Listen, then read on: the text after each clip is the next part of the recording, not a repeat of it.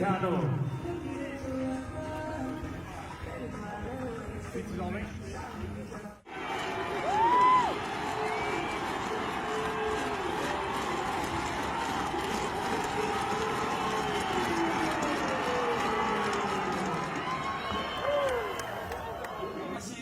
Buri mukinnyi wese usesekaye ahangaha kugira ngo bikomeze kugera na Federation Ferwacy and the government of Rwanda.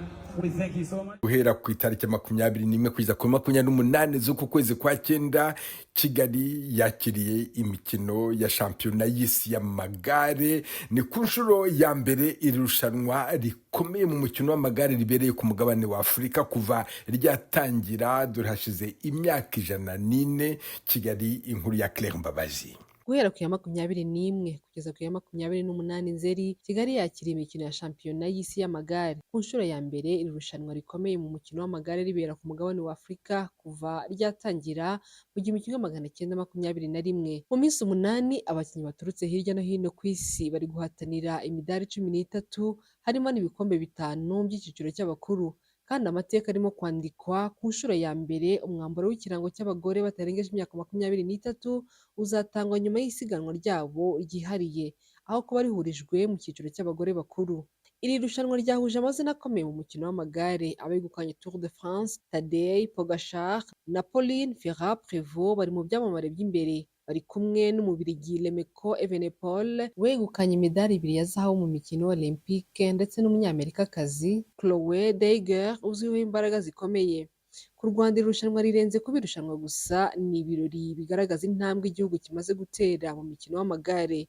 Ibihangange nka Adrien Niyonshuti na Joseph Alleluia bakomeje kuba icyitegererezo ku rubyiruko muri siporo y'amagare. Kandi ibihumbi by'abafana bari ku mihanda ya Kigali bashyigikira abakinnyi mpuzamahanga ndetse n'abanyarwanda bari mu irushanwa. Ariko kandi hari agatotsi kabaye. Umunyamakuru w'Umubiligi Sten Vercruysse ukorera VRT yangiwe kwinjira mu Rwanda ngo akurikirane iri rushanwa. Abategetsi bavuga ko yasabye vizita ariyo, ariko abandi bakavuga ko byaba bifitanye isano n'ibikorwa bye byo kunenga u Rwanda mu binyamakuru. Minisitiri w'Ububanyi n'Amahanga Olivier Nduhungirehe yemeye ko ikibazo cyaturutse ku myakire ya viza.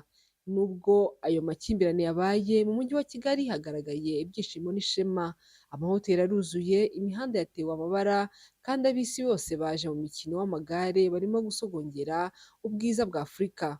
Abategura irushanwa bizeye ko rizagenda neza kandi rigafungurira imiryango Afurika n'ibindi bikorwa bikomeye by'imikino. Imikino ya shampiyona y'isi y'amagare izasozwa ku cyumweru ku ya 28 z'uku kwezi kwa cyenda. Kigali n'umugabane wa Afurika bikomeje kuba ku isonga ry'umukino w'amagare ku rwego rw'isi. Claire Mbabazi, Agasaro ka Buraga, i Kigali. Urakoze Claire Mbabazi. Mbere y'uko irushanwa ritangira, nabaje mugenzi wacu Eric Bagirubusa uko imyiteguro yakozwe. Eric Bagirubusa, mfata akaboko undandate unjyane mu mujyi wa Kigali, mbwira uko abonye uwo mujyi wa Kigali n'ubwiza bwawo. Venuste Nshimiyimana mpereza ako kaboko kampereze nkujyane nkugeze imbere ya KCC cyangwa Kigali Convention Center. N'ahantu bahakoze ikintu cya podium ubu nkubwira, reka nyikuzengurutse nkubwire ko mbere na mbere n'ahantu batatse bari gukora uburyo umuziki uzaba wumvikana, uburyo abanyegare cyangwa abakinnyi b'amagare bazajya baza bakinjira, ubaye uwa mbere bakagira gute na gute, hanyuma kuri iyo mihanda yose bashyizeho ibintu bizajya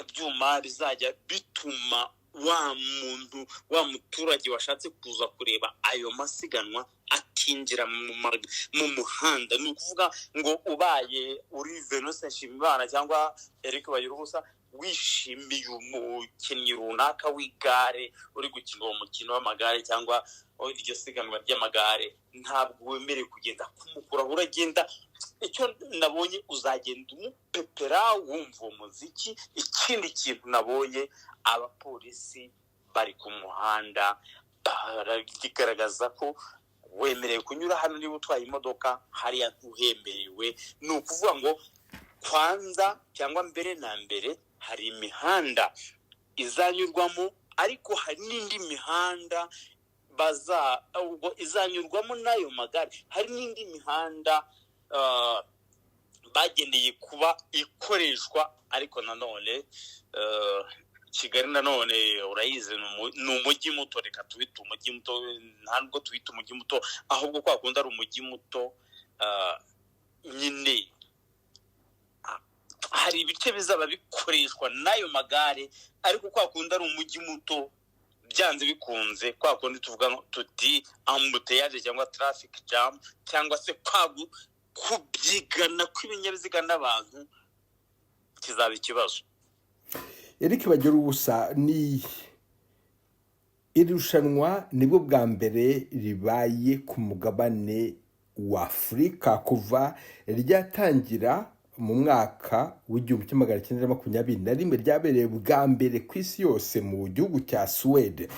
Kuba bibereye mu Rwanda, abanyarwanda nawe urimo bakiriye bate iri rushanwa ribereye bwa mbere mu gihugu cyabo ku mugabane wabo? Venuste Nshimiyimana, ugiye mu banyarwanda babifiteho ibitekerezo bitandukanye. Ibitekerezo bya mbere na mbere nuko ari igikorwa cyiza kuba u Rwanda ku mugabane wa Afurika ryakiriye iri rushanwa. Ni ishema kuba ryakiriye nk'u Rwanda. Ikindi cya mbere na mbere bagiye kwishimira nuko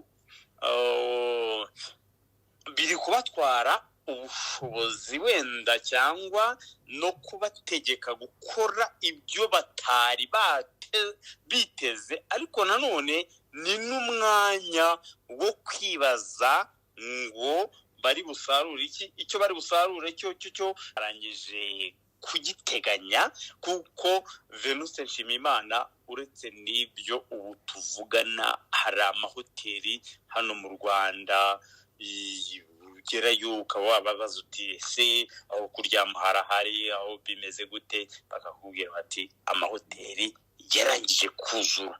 Rero bakiranye ubwuzu iri rushanwa kubera ko no kumverega ku mugabane wa Afurika ari u Rwanda bahisemo ni ikindi kintu. Niko nagusubiza.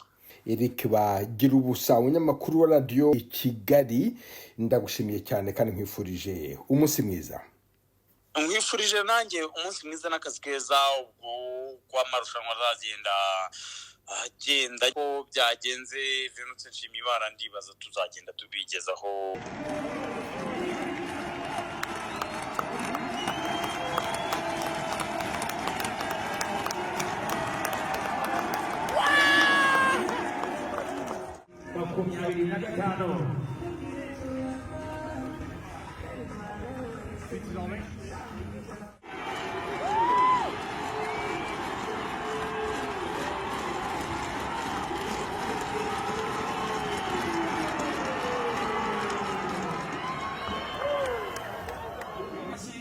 buri mukinnyi wese useseka ahangaha kugira ngo bikomeze kugera na Federation Ferwacy and the government of Rwanda.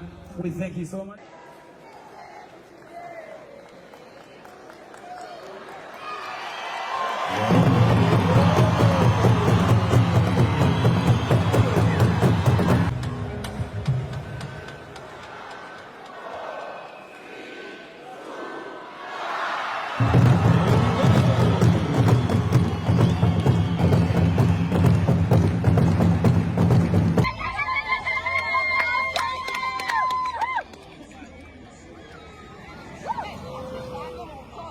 Aya marushanwa abakinnyi barimo kunyuramo yaba ari cyane kubera mu yaba igikoresho icyo ari cyo cyose kugira ngo twirinde impanuka. Agaciro gakomeye cyane tuze kwirinda rero kongera kuvuga ikintu icyo ari cyo cyose mu muhanda. Tugafana aba bantu batugendereye. Safety first, so we do ask, please don't throw anything on the machine. Thank you.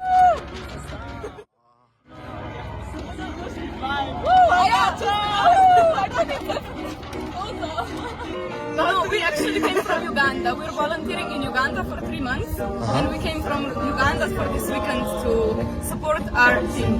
Tadej Pogacar and Urša Žigar. Slovenia is... Yeah, I miss Slovenia. Yeah, a lot. Slovenia is a beautiful country. You should come visit.